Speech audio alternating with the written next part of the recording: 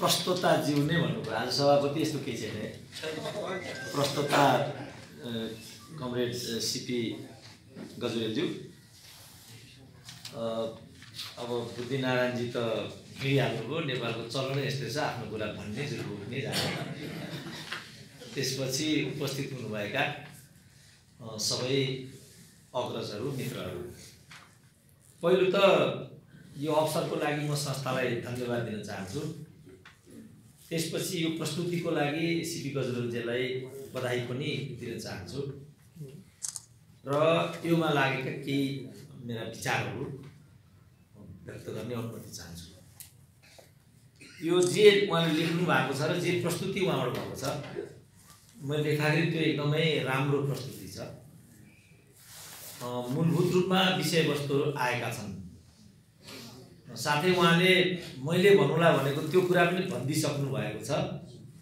त्यो के भने महत्त्वपूर्ण कुरा दुनियाँको व्याख्या होइन, महत्त्वपूर्ण कुरा दुनियाँको बदलाउ नै हो। यो म भन्नुला भन्ने थियो, त्यो पनि उहाँले भनिदिइहाल्नुभयो। प्राय मसँग भन्नको लागि यो पेपरलाई लिएर त्यत्रो धेरै कुराहरू छैनन्।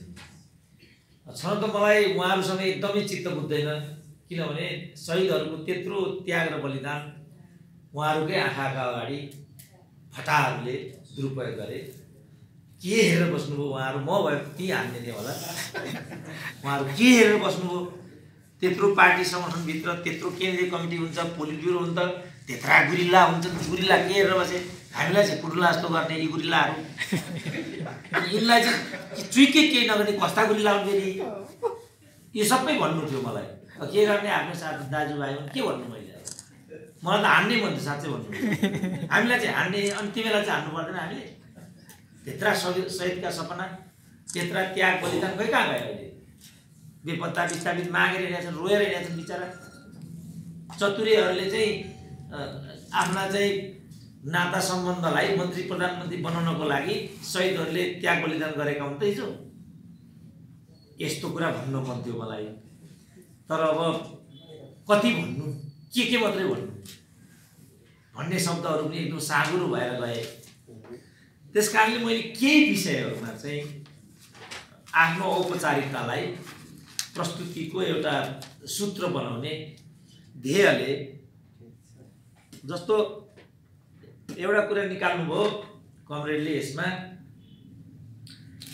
यो सिस्टमको प्रणालीको असफलता हो कि केपी ओलीको असफलता हो, प्रणालीको असफलता हो कि नेताको असफलता हो भन्ने एउटा कुरा निकाल्नुभयो र वास्तवमा यो समग्र सिस्टमकै असफलता हो, योमा उहाँले जोड दिनुभयो। यसमा पनि गलत त्यस्तो केही पनि छैन, किनभने यो प्रणाली नै वास्तवमा यतातिर जाने प्रणाली हो। तर हाम्रो पनि यसमा योगदान भएको हुनाले यसमा हाम्रो यो पना हुन सक्थ्यो कि सक्दैन थियो भन्ने गुन्जाइस छ नि त। हामी नै हौँ, उनीहरू नै हुन्।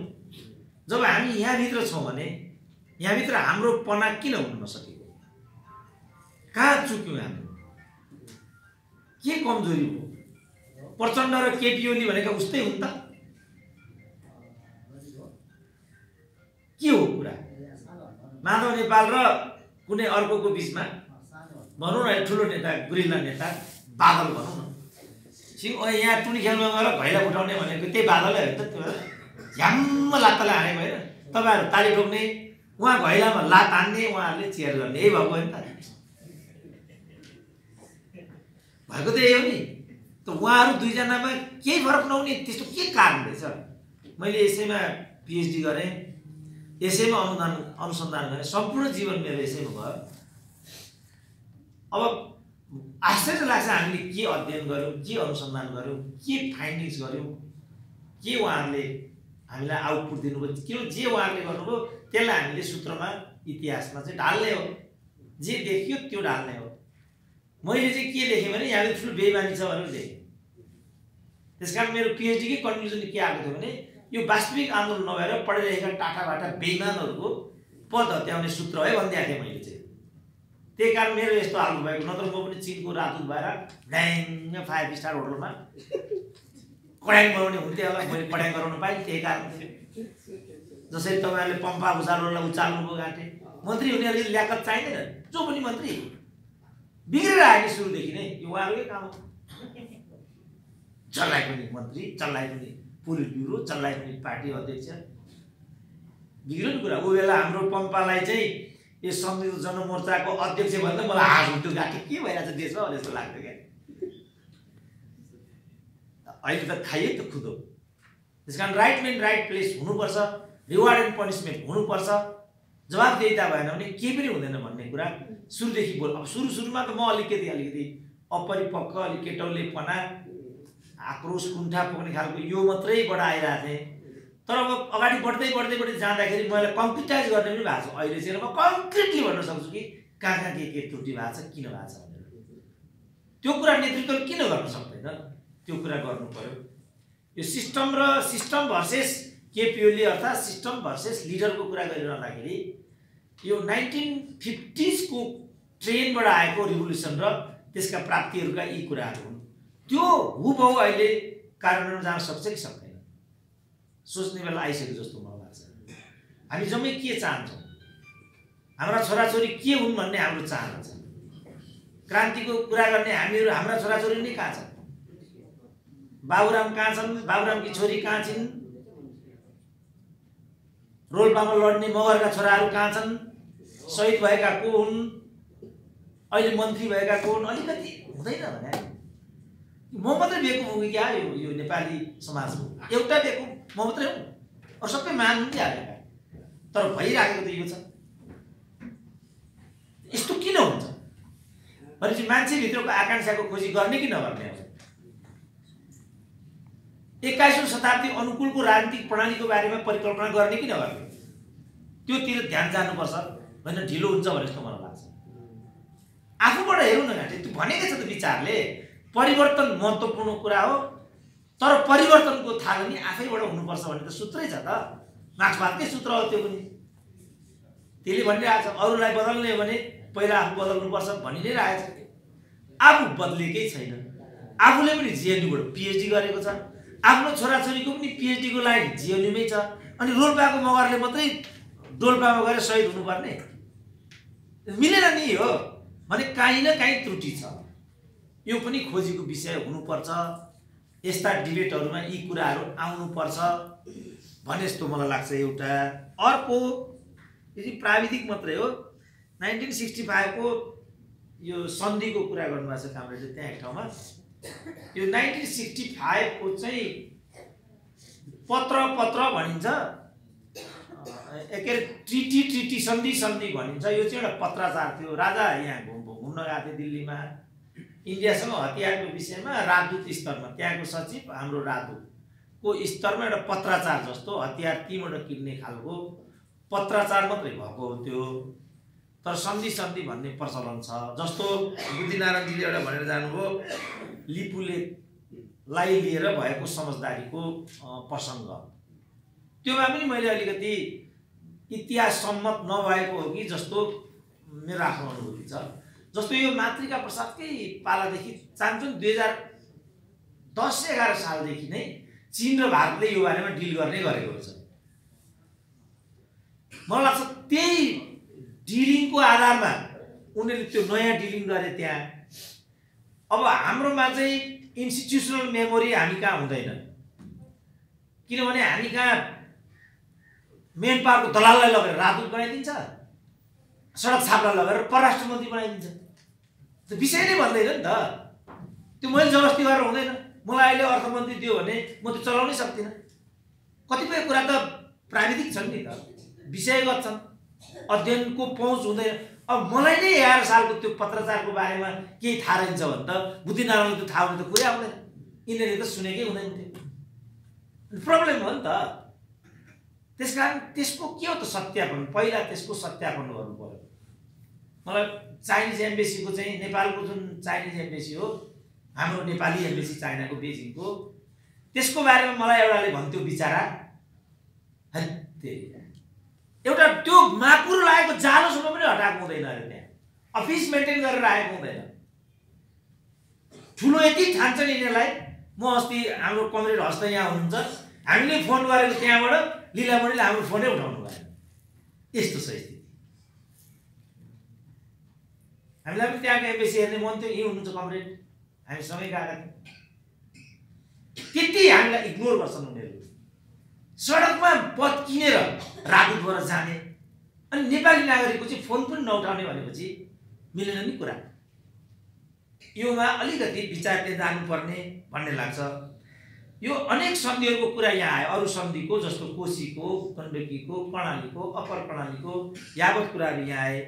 तर किन हो पनि त्यो चाहिँ कमरेडले यो 12 बुँदेको कुरा झिक्नु भएन। बिर्सेर हो कि आफ्नो पनि नाम आउँछ भनेर हो कि, किनभने उहाँ त यसमा संलग्न हुनुहुन्न थियो। तर यो चाहिँ मैले पटक पटक चासो उठाउने गरेको छु कि उहाँहरूलाई चाहिँ जो मद्रासमा उहाँलाई पनि र अर्को हाम्रो वैद्य कमरेडलाई पनि थुने नि त यिनीहरू, थुनेर अनि उहाँहरूले यो 12 बुँदे गरेका छन्।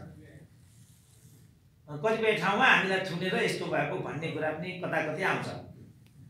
मैले चाहिँ त्यो बेला सुरेश आलेहरूलाई नक्कु जेलमा गएर भेटेको पनि थिएँ, किन यिनीहरू बेइमान हुन्छन्। यिनीहरू जेलमा हुँदा एउटा कुरा भन्छन्, नेतृत्वमा हुँदा एउटा कुरा भन्छन्, क्रान्तिमा हुँदा एउटा कुरा भन्छन्, मन्त्री हुँदा अर्कै कुरा भन्छन्। फेरि जाँड खायो बेला 5औं कुरा भन्छन्। हामी कन्फ्युजन पर्छ पर्दैन? एउटा कुरा भन्नुपर्छ नि त। कमसेकम क्रान्तिकारीले त निष्ठाका साथ बोल्नु पर्यो नि त। निष्ठाभन्दा पर गएको त क्रान्तिकारी नै भएन नि। त्यस्तो हुने हुनाले मैले नखुमै गएँ। त्यति बेला भेट्नु पनि फेरि आतङ्कको समय कुनै के आतङ्ककारी भनिरहेको थियो नि यिनीहरूले। के पो भनिरहेको थियो? आतङ्कै भनिरहेको थियो, त्यो भनिरहेको थियो। गएर भेट्नु पनि आतङ्ककारी सरह हुन्थ्यो त्यति बेला। अनि मलाई अब के गर्ने? मलाई हेपे पनि डाक्टर सुन्दरमणि जाँदै हेप्दैनस् भनेर एक ढाकर सुन्तोला लिएर बुढालाई अगाडि लाएर गएँ। ल हजुरबा सुन्तोला एक कामरेडहरू खारिएका होला नि त, एक ढाकर सुन्तोला हालौँ, हजुर अगाडि अगाडि म पछि पछि भनेर बड्डा लिएर गएँ। अनि मैले ती सोधेँ सुरेशलाई, पछि बेइमान गर्न लागि यिनीहरूले भने मातृका पनि थियो त्यति बेला। अहिले गएँ उखु मन्त्री ती पनि थिए त्यहाँ। अनि मैले सोधेँ उखु मन्त्रीलाई, कसो हो कमरेड, यो चाहिँ यो पार्टीभित्रको गद्दार गुटले षड्यन्त्र गरेर तपाईँलाई कोचेको हो कि प्रतिक्रियावादी षड्यन्त्र नै हो यो भनेर मैले बाहिरैबाट त्यसरी सोधेँ। उहाँले चाहिँ सिन्सियरली भन्नुभयो यो पार्टीको षड्यन्त्र छ भन्ने कुरा भन्नु भएन। उहाँले यो हाम्रै नेग्लिजेन्सले परेको नै भन्नुभयो उहाँले। ती खालका कुराहरू त्यहाँ थिए। अब प्रकरण हेर्दा के लाग्छ र पछिल्लो चरणमा सिबी कमरेडले त्यो हो कि जस्तो गर्नुभएको छ। के भने हामीलाई थुन्ने काम हो, 12 बुँदे गरियो र बिस्तारै क्रान्तिका प्राप्तिहरूलाई यो ठाउँमा ल्याइयो भन्ने खालको टोङ त्यस्तो उहाँको देखिन्छ। तर त्यो कुरा यहाँ परेको छैन। यही हो समय कि यस्ता खालका कुराहरू रेकर्डमा आउनुपर्छ। हामी जम्मैले सिरियस हुनुपर्छ। सबैले नोट गरेर राखेको हुन्छ हामीबाट टोटल बेइमानी भएको छ।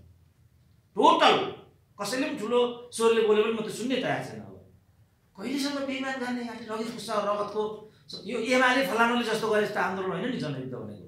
प्रत्येक इन्चमा शहीदको रगत परेको छ। त्यहाँ शहीदको रगत परेको कुरामा पनि खेलबाड गर्ने एउटा जाबु ल्याङ्ग्री मन्त्री हुनुको लागि यो कुरालाई मिना गर्न सकिन्छ। अरू कुरा मिना गर्न सकिन्छ, तर यो कुरालाई मिना गर्न सकिन्छ। अपाङ्ग भइरहेछ मान्छे, त्यहाँ मागेर हिँडिरहेको छ सडकमा। अप्ठ्यारो लाग्दैन अलिकति? हामीलाई त अप्ठ्यारो लाग्छ काँटे। लड्ने लडाकालाई त लज्जा बोध हुनुपर्ने हो नि, हुँदैन? झन्झोडले गर्नु परेन हामीले? कारण बोल्न पनि रहेछ हामीले जताभावी बोल्नको लागि। तर बेइमान भयो भने त ठुलो स्वरले बोल्नु पर्यो परेन? ठुलो स्वर त्यहीको लागि मान्छेले बोल्छ, नत्र कसलाई त्यत्रो रहर हुन्छ कि घाँटी फुट्ने गरी कराउने? त्यो कुरा यहाँ भएको छ। ती कुराहरू रेकर्डमा आउनुपर्छ। किन यो कुरा म भनिरहेको छु भने फेरि बेइमानी नहोस् भनेर। फेरि भयो भने अस्ति यहाँ विप्लववाला कार्यक्रम भएको थियो, मैले यही कुरा भनेको थिएँ। तिमीले विप्लव बेइमान गर्दैनौ भने के ठेगान्छ भनेको थिएँ। त्यत्रो बेइमान हुँदाखेरि भइरहन्छ आँखाको अगाडि चुप लागेर बस्ने। जब बेला बितिसक्छ अनि अर्को क्रान्तिको कुराहरू मैले त डे 1 देखि यो कुरा भनिरहेको छु, फटाइ हुन्छ यहाँनिर। किनभने यो ठगी हो, यो मैले भनिरहेको छु सुरुदेखि। किन मेरो पिएचडी कन्क्लुजन त्यही आएको थियो। टेस्ट केस त्यो कयौँ कम्युनिस्ट साथीहरूसँग सँगसँगै म काम गर्दै हेर्थेँ। उनीहरूको भनाइ र गराइमा तालमेलै हुँदैन थियो। सिद्धान्त जहिले पनि व्यवहार र सिद्धान्त भनेको त्यसको एउटा मुद्राको दुईटा पाटो हुन्छ भन्ने छ सिद्धान्त चाहिँ। मुद्राको एउटा मात्रै पाटो हुँदै मुद्रै हुँदैन नि त्यो। सिद्धान्त र व्यवहार मिलेन भने त्यो त सिधै ठगी हो नि त्यो। यहाँ त्यही कुरा भइरहेको छ। तपाईँलाई एउटा इन्ट्रेस्टिङ कुरा भन्छु, जस्तो यहाँ मुनको प्रकरण पनि आएको छ।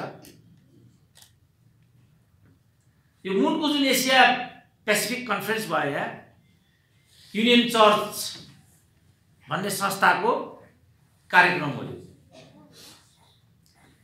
यो संस्थाका अरू आफ्नै कुराहरू छन्, धार्मिक कुरा पनि छ, जो कम्युनिटीसँग पनि भन्नुभएको छ, धार्मिक कुराहरू पनि छन्, अरू कुराहरू पनि छन्। एउटा ज्यादै इन्ट्रेस्टिङ कुरा तपाईहरु नसुनेको हुनसक्छ, पोसिबली धेरैले सुनेको छैन होला, किन मैले सुनेको थिएन।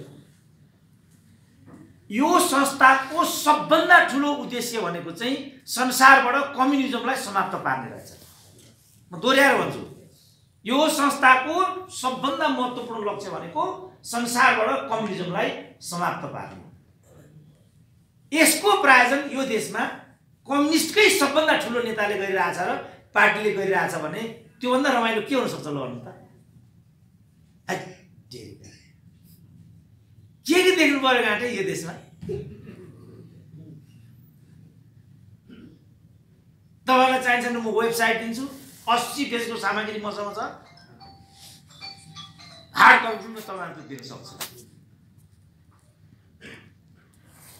माथिबाट मुन आमाले भन्छन् यो संसारबाट कम्युनिजम समाप्त हुनेछ, त्यसलाई हामी समाप्त गर्नेछौँ। तलबाट माधव नेपालबाट ताली बजाउँछन् गाँठे। म यत्रो बोल्छु, कसैले एकजनाले ताली बजाउँदै?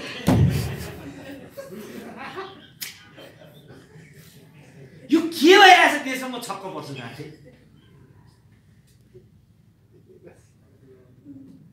यो संस्थाको स्थापना नै कम्युनिजमको अन्त्यको लागि भएको रहेछ। त्यहाँ त्यो कुरा लेखिराखेको छ।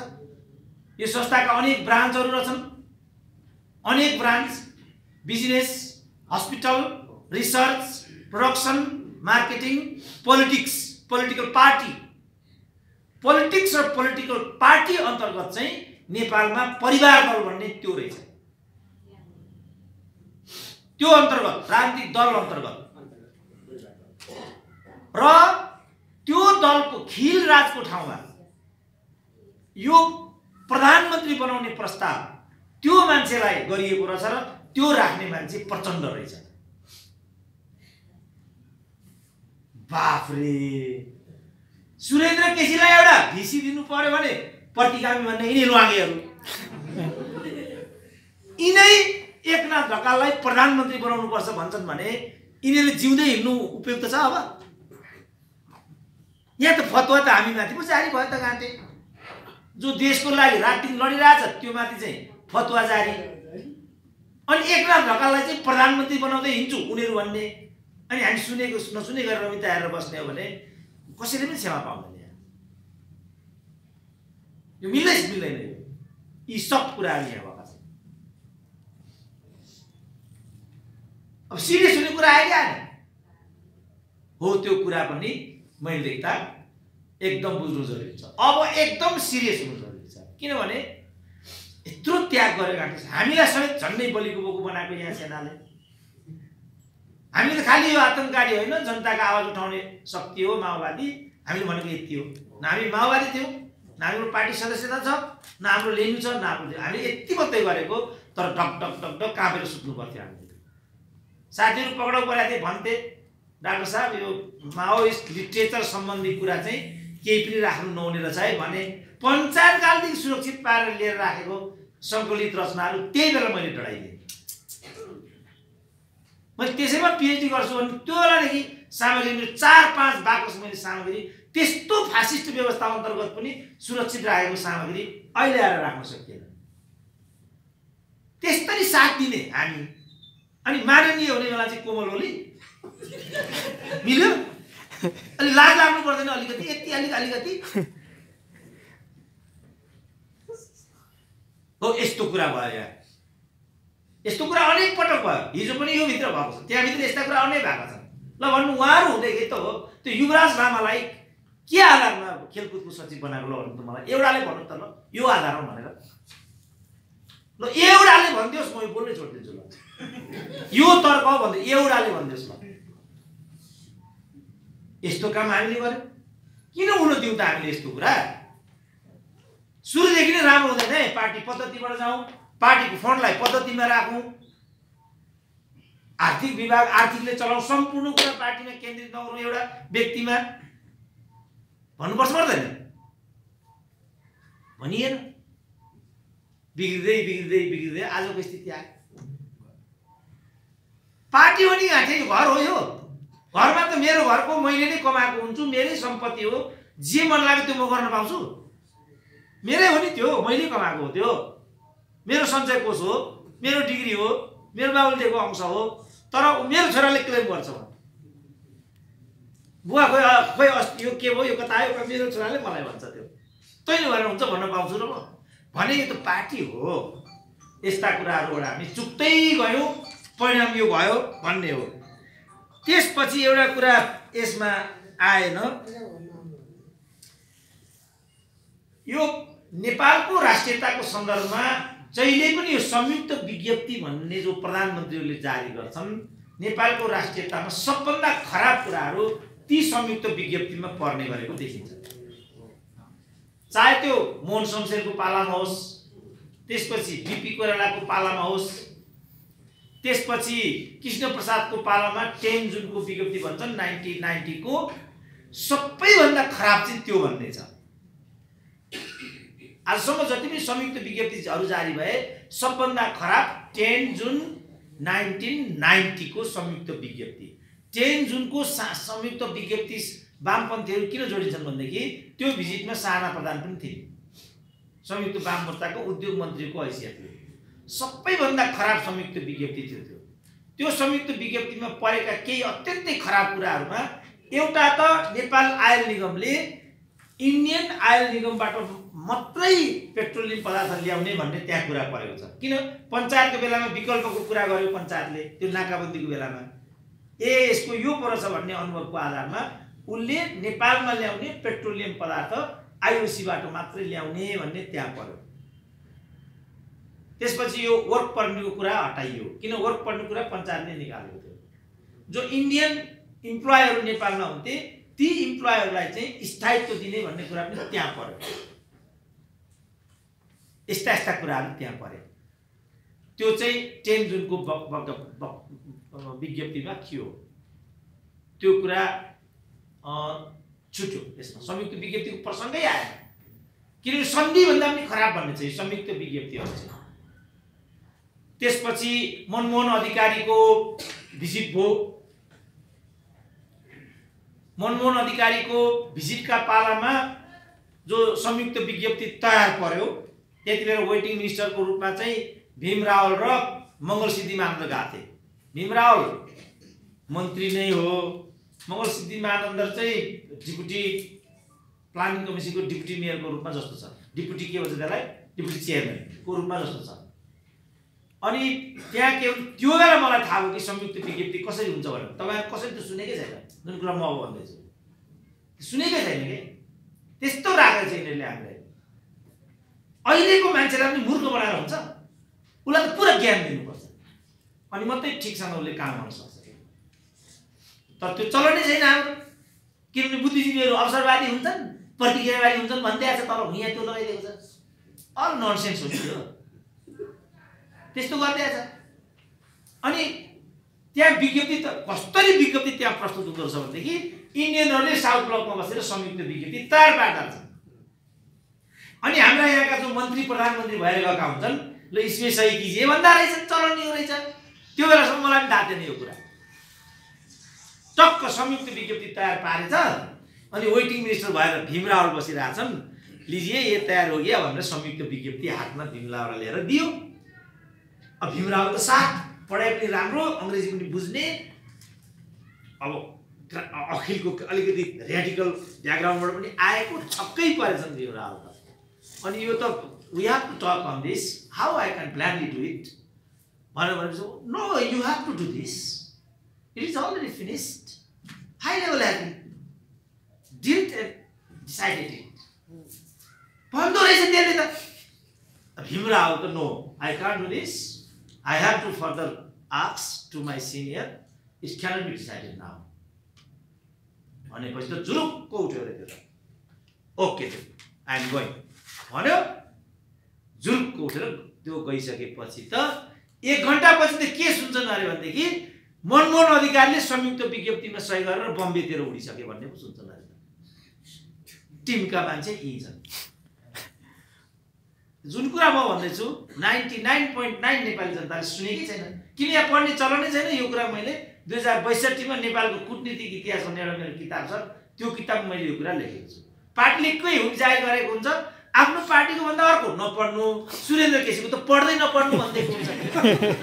अनि सुरेन्द्र केसीको किताब नपढेको मान्छे कस्तो हुन्छ भन्नु त नेपालमा?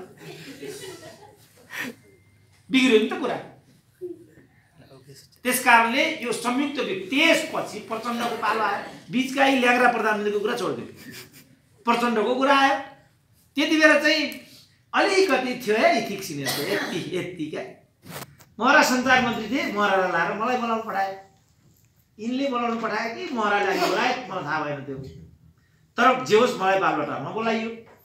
पिएम थिए प्रचण्ड, म गएँ। अनि गएपछि अब त्यही हो यहाँ त। ओहो, यिनीहरूको त्यहाँ अगाडि पछाडि लाग्ने, हजुर भन्ने, थरथर काट्ने, त्यो सम्झिँदा मलाई लज्जा बोल्नुहुन्छ कि अहिले।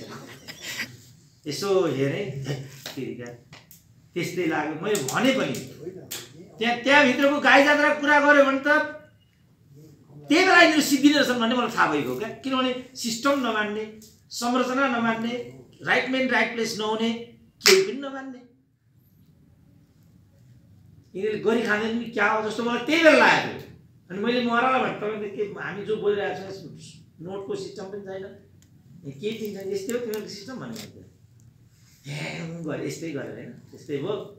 जोरको उठेर कमरेडसँग मैले हिँड्ने बेलामा अब यहाँ बेकार रहेछ भन्ने भइगयो, ल जाउँ भन्ने कुरा भयो। हात कमरेडसँग मिलाउने बेलामा अनि केही खास छ कि ए भन्नुभयो है कमरेडले, प्रचण्डले। अनि मैले प्रचण्डलाई के भने, कमरेड जति पनि प्रधानमन्त्रीहरू इन्डिया गएका छन् सबै विवादित भएर आएका छन्, तपाईँ विवादित कुरा केही पनि नगर्नु होला है, राम्रो हुँदैन। मैले यो भने भरे त उहाँले सबैभन्दा खराब संयुक्त विज्ञप्ति जारी गरेर आउनु त्यहाँ 9 मुरे त्यही बेला गएको सबभन्दा डेन्जरस प्रोजेक्ट हो त्यो। त्यसकारण संयुक्त विज्ञप्तिको कुरा यसमा आउनुपर्छ। संयुक्त विज्ञप्तिको कस्तो हुन्छ इन्डियनको भने तपाईँहरू कुरो बुझ्नु होला। पछि केपी ओली फेरि जानुभयो त्यहाँ, केपी ओली गएको बेला संयुक्त विज्ञप्ति जारी नै भयो। तपाईँ थाहा छ सबैलाई त्यो कुरा त। पहिलो चोटि हो जब नेपालको प्रधानमन्त्री भारतमा जाँदाखेरि संयुक्त विज्ञप्ति जारी भएन। यसले के देखाउँछ भने मनमोहनका पालामा भएको कुरा र केपीको पालामा नभएको कुरा ठ्याक्कै मिल्छ। तैले भएको थियो किनभने जे उसले ड्राफ्ट गर्थ्यो त्यसमा सही हुन्थ्यो, अहिले भएन किनभने केपी ओली त्यसमा सही गर्ने मुडमा थिएनन्। कुरा त मिल्यो नि। पहिलोचोटि संयुक्त विज्ञप्तिमा हस्ताक्षर भएन। त्यसकारण संयुक्त विज्ञप्तिको कुरा चाहिँ रेकर्डमा आउनुपर्ने हुन्छ। त्यसपछि यो प्रधानमन्त्रीको सम्बोधनको कुरा पनि यहाँ आएको छ।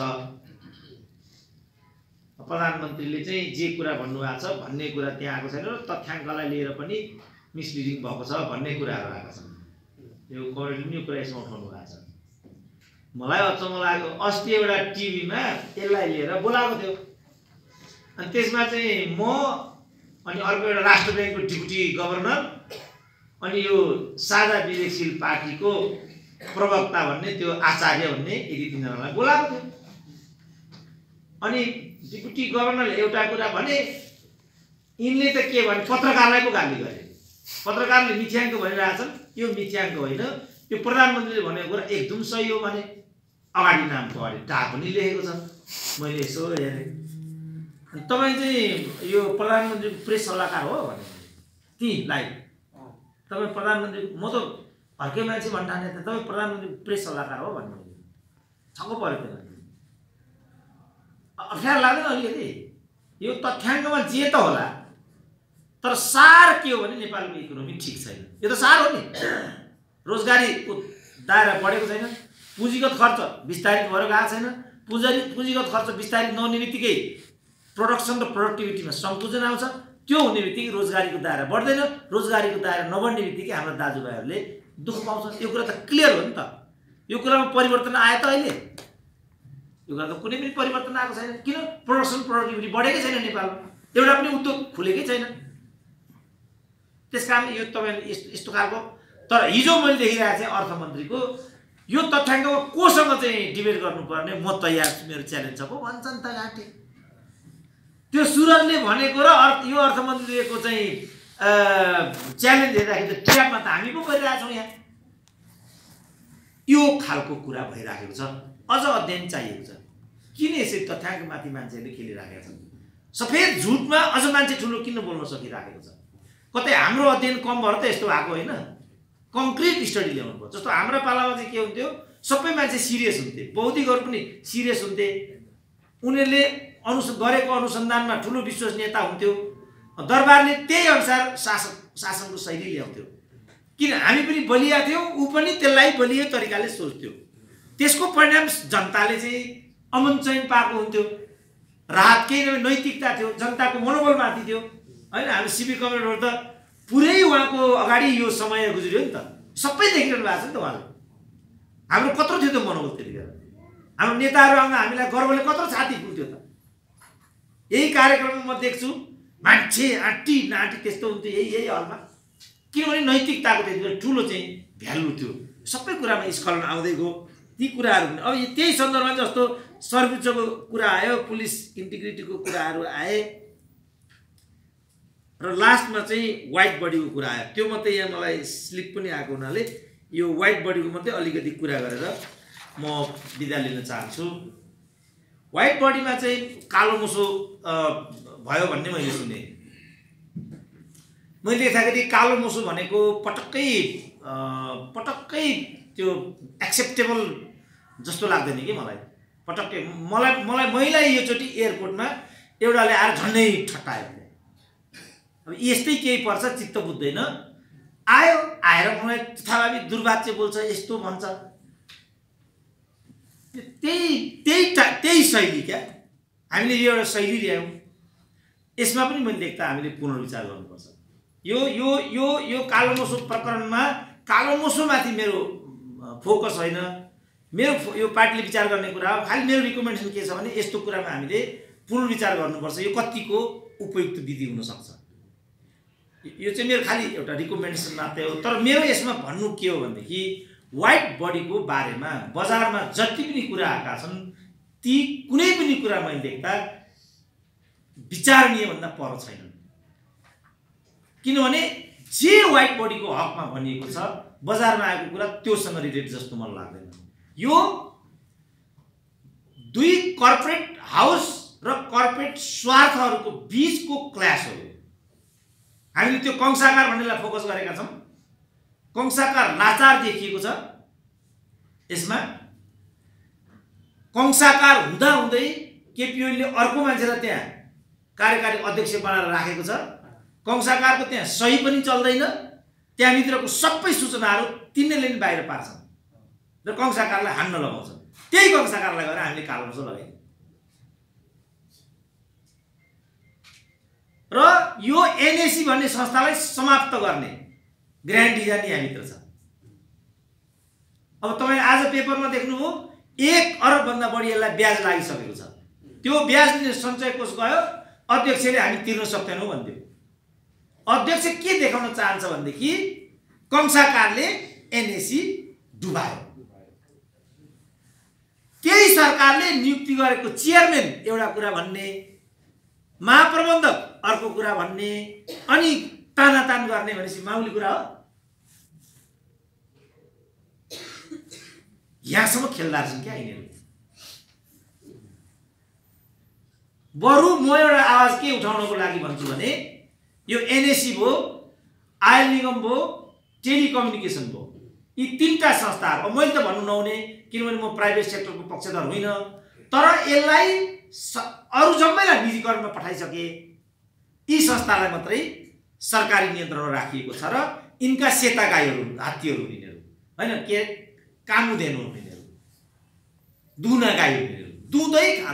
दुँदै खाँदै रगत आइसक्यो दुहुन छोड्दैन। बाफरे, मान्छेले गति छोड्यो भने कहाँसम्म आउँदो रहेछ है। त अहिले यहाँ 28 वटा जहाज थिए पञ्चायतको लास्टमा यो सब अहिले करिब करिब नील भएको छ र यो संस्था टाँट पल्टिँदैछ। त्यसको माथि साङ्लोमा त्यहाँभित्रको स्वार्थ समूहले व्हाइट बडी प्रकरण ल्याइरहेछ। हामी कता गएका छौँ। त्यसमा नेपाली समाजले डिबेटै गरिरहेको छैन। मलाई पनि थाहा थिएन 3 दिन अगाडिसम्म यो कुरा, बिल्कुल केही पनि थाहा थिएन। र म छुट्टी लिन्छु, एउटा मात्रै कुरा भन्छु। जस्तो यो कुरा हो जस्तो मलाई किन लाग्छ भनेदेखि व्हाइट बडीको जो प्रकरण छ यो चाहिँ विगत सरकारहरूको पालादेखि नै भएको रहेछ। तर कहिले पनि रविन्द्र अधिकारीले यो पुरानो प्रक्रिया हो, मैले त खाली फाइलको प्रक्रिया मात्रै अगाडि बढेँ कहिले पनि भने मानिलियो यो मैले गरेको भने जस्तो गरेर रविन्द्र अधिकारीले यो डिलिङ गर्नाले यो कन्फ्युज भइराखेको हो। मलाईसम्म यो कुरा थाहा थिएन, दिमागमै कहीँ छँदै थिएन कि यो कुरा। तर वास्तवमा त 16 अरबको डिलिङ मात्रै यो सरकारले गरेको रहेछ, बाँकी डिलिङ ऊ सरकारले नै गर्यो। यो किन्ने भन्ने प्रक्रिया त कहिले सुरु भयो नि त। यो कहिले यो कुरालाई प्रश्न पारिएन नि त। कन्फ्युज पार्दै कुरा चाहिँ के रहेछ भनेदेखि पछाडिपट्टि कर्पोरेट हाउसले खेल्दा रहेछ। उनीहरूको इन्ट्रेस्ट यहाँ म्याच गर्दो रहेछ। अनि उनीहरू यो सम्पूर्ण कंसाकारले गरेको भनेर सबै दोष कंसाकारको टाउकामा हालोस्, त्यसको लागि डकुमेन्ट नै दियोस् भनेर अध्यक्षको डिपुटेसन थियो। तपाईँ भन्नु त, नत्र भने त्यो संस्थामा त्यो कार्यकारी जिएम हुँदाहुँदै किन चाहियो अध्यक्ष? जबकि त्यो संस्था मर्न आँटेछ आज कि भोलि गएर पहिलोचोटि नै उनले के गरे 70 लाखको आफ्नो लागि गाडी किने। कालो मोसो लाग्यो कंसाकारमाथि। निर्णय भयो शेरबहादुरका पालामा, संस्था टाँट पल्टेको छ अध्यक्षको पालोमा, खर्च अध्यक्ष गर्छ, कालो मोसो कंसाकारमाथि लाग्छ। अप्ठ्यारो भयो नि त। पुरा बुझेर मात्रै हामी यस्तो कुरामा हात हाल्नु मैले देख्दा होइन भने बदनामी अझ बढ्छ, समाजमा असुरक्षाको स्थिति। मलाई नै कुट्न खोज्ने एयरपोर्टमा भनेपछि त गाँटे बाफले। जो मान्छेले 30 वर्ष यो देशको लागि हरेक शब्द खर्च गर्यो, त्यही मान्छेलाई एयरपोर्टमा कसैले घेराउ गर्छ भनेदेखि यो देशमा बाँच्न सकिन्छ? अब त्यसकारण मैले 3 महिना 4 महिना अगाडि भनेको थिएँ म यो देशमा बस्न सक्दिनँ अब भने। र वास्तवमा मलाई एकदम मन पनि मरेको छ यो देशसँग। कसरी बाँच्ने हो अब यो देशमा?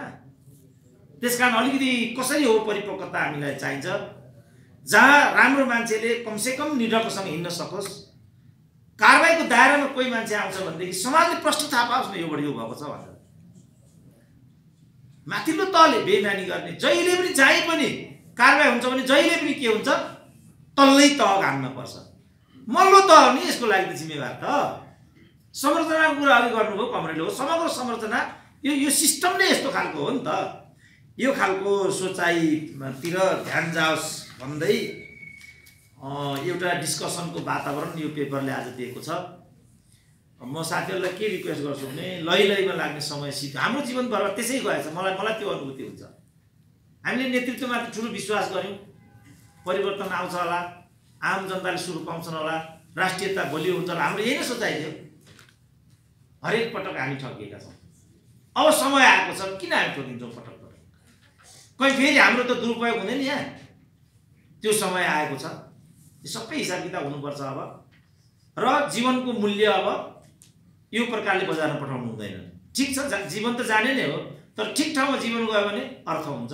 व्यर्थमा त्यो जीवन गयो भने त्यसको के अर्थ हुन्छ? ल अहिले नै हामी हेरौँ न, अहिले मात्रै हाउसमा 55 जोडी हस्बेन्ड वाइफ छन्। अहिले मात्रै 55 जोडी भनेको 110,000 त तिनीहरू नै भइहाल्यो। सांसदका पिएहरूको अस्ति सूची आइहाल्यो, 300 मा 300 ले नै नातागोता राखेको छ। एउटा थोडा मिस्टेक त मर्न हुन्छ, अर्को पनि हुन्छ, तर ल त्यहाँभित्र हेर्नु त। ल श्रीमान छ भने श्रीमती, श्रीमती छ भने श्रीमान, भतिजो, काका यसरी गरिदिरहेछ। पटक्कै भएन नि त यो। र यो एकैचोटि भएको होइन, हिजैदेखि यस्तो कुरा भएको हो। तर अब यस्तो कुरा नदोहोऱ्याउँ, मेरो फोकस त्यहाँ हो। बढी भए यी कुराहरू, अब पटक्कै यी कुराहरू नदोहोऱ्याउँ। त्यस्तो हुने कुराको लागि हामी जहिले पनि सकारात्मक छौँ। होइन भने अब हामी त आफूलाई मिसयुज गर्न सक्ने अवस्थामा पटक्कै छैनौँ। मौकाको लागि, सुनिदिएको लागि समष्टिमा धन्यवाद दिन चाहन्छु।